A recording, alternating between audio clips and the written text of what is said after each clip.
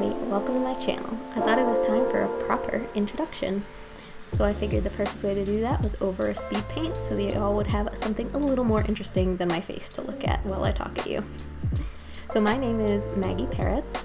I live in the lovely state of Massachusetts in Boston.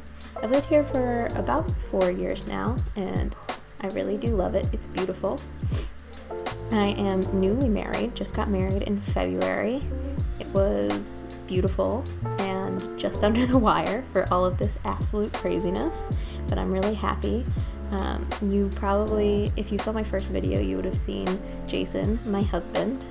We've known each other now for over 7 years. So it's been a long time in the making, but we're really excited to be spending our first year as a married couple locked inside together. It's been great so far. We met in college.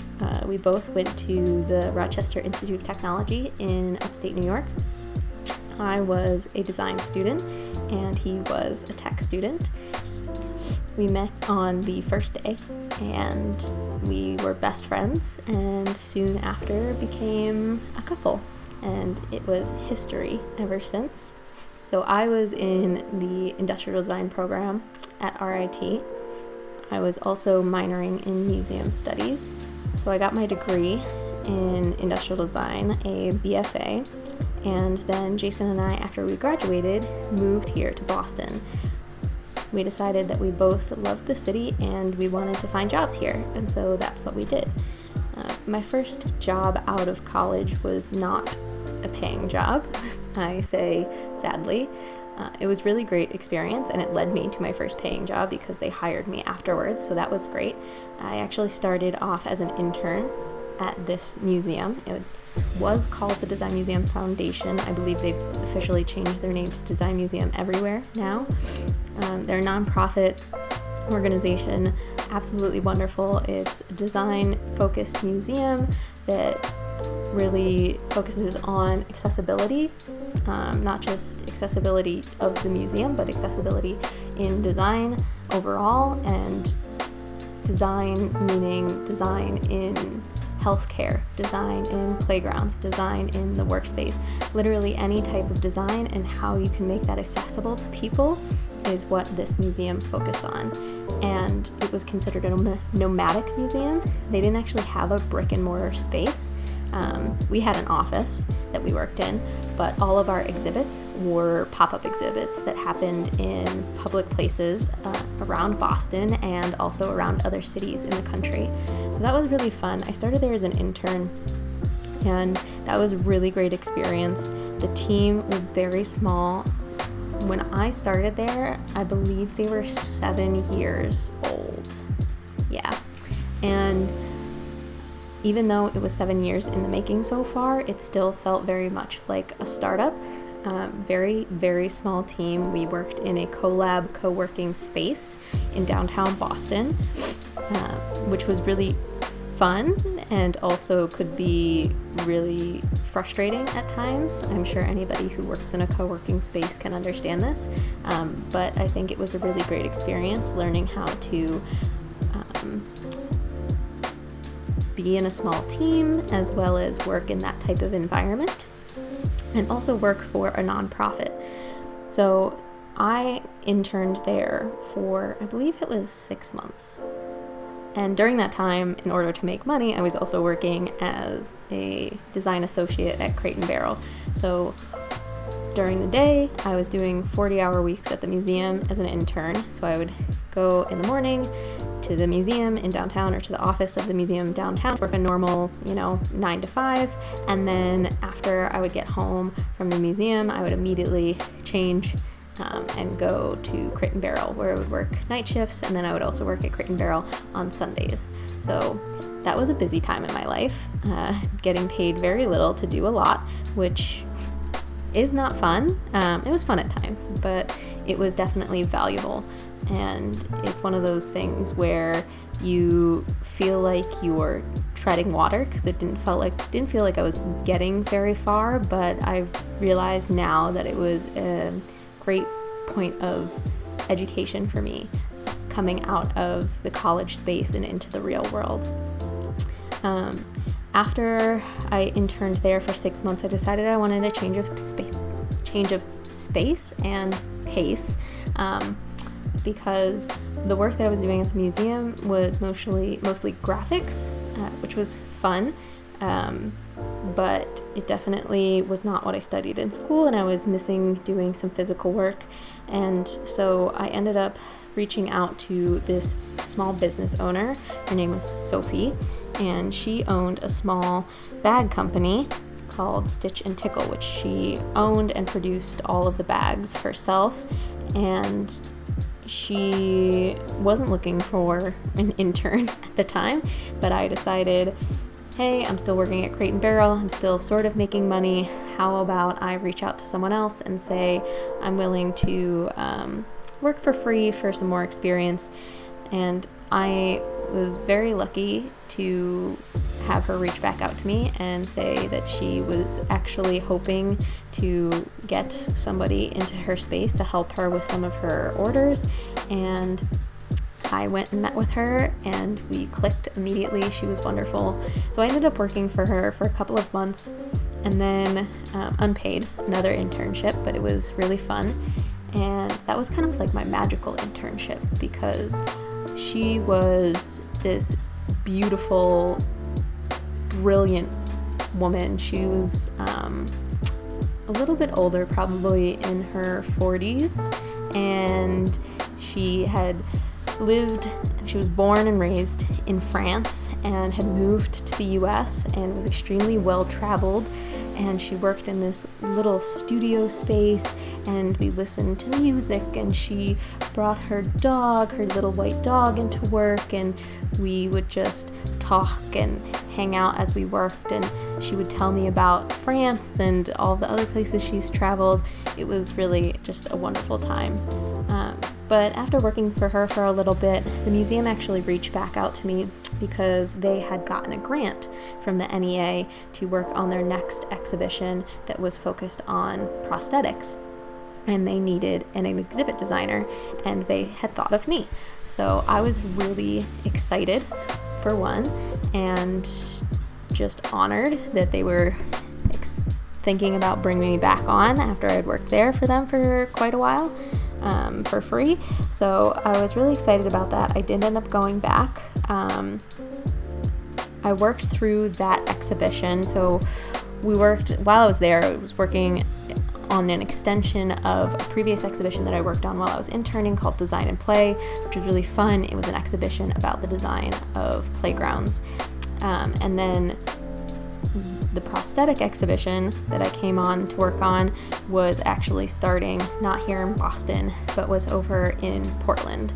So I was helping my manager, Amanda, put together all of the research and graphics and all of the physical pieces, and getting photos and rights for photos, and getting actual like prosthetics and other things to put up in the exhibit, and getting agreements for those pieces and how long we could keep them for, and etc.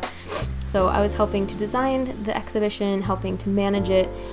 I ended up flying out to Portland, I think it was 3 times, to do some initial looking at the space, and then a final setup of the exhibition, which was really fun.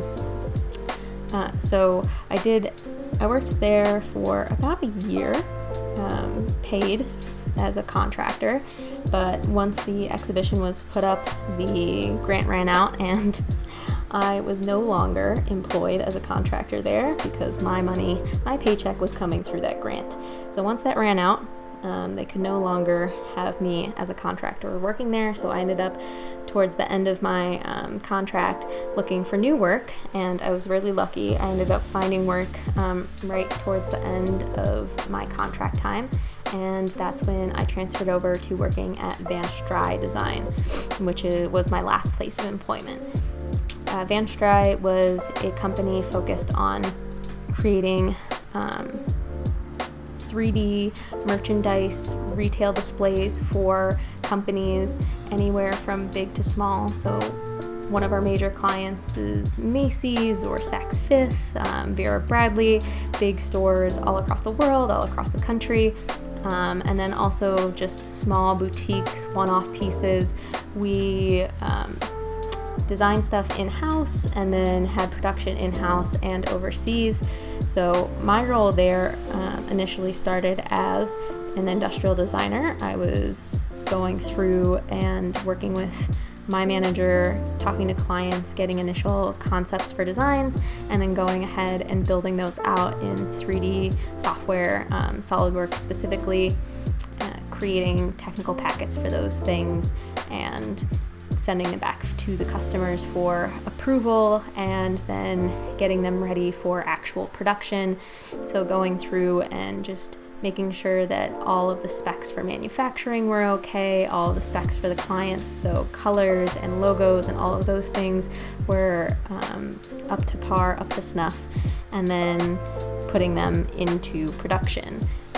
As my time went on there, I ended up shifting more into a managerial role, so project management, working more closely with the client specifically, and then following projects not just up to production but all the way through. So working with the client from the start to figure out what they want designed, working with one of our designers to help bring that product to life, and then going into taking that to manufacturing, working through prototypes, getting full run ready and ramped up once production was complete, bringing products back to the warehouse to get them shipped, and then overseeing shipment. So I learned a lot, but the thing that I shifted into as a managerial role was definitely not something that I loved. It was so far away from design and what I was trained to do. But I was basically telling myself that, it's a paycheck and it's, this is how life is. Like sometimes you go into the world thinking you're gonna do one thing and then you end up doing another. And that's fine. Lots of people do that. That's very, very normal. And honestly, I didn't mind being in a managerial role or doing project management. It was actually very rewarding. But once this whole COVID-19 business started, we actually shut down relatively early. So I believe it was March 13th was the day that our company decided to close. We didn't get furloughed. We just got told that the company was shutting down. We weren't coming into the office. Some of us that could work from home were. So I was working from home for about a week until I was told that due to lack of orders, because all of our major clients, such as Macy's and Saks Fifth, were also closing. Their budgets were changing. They were stopping orders. So our company really lost all of its funds, and they just couldn't afford to have people on anymore.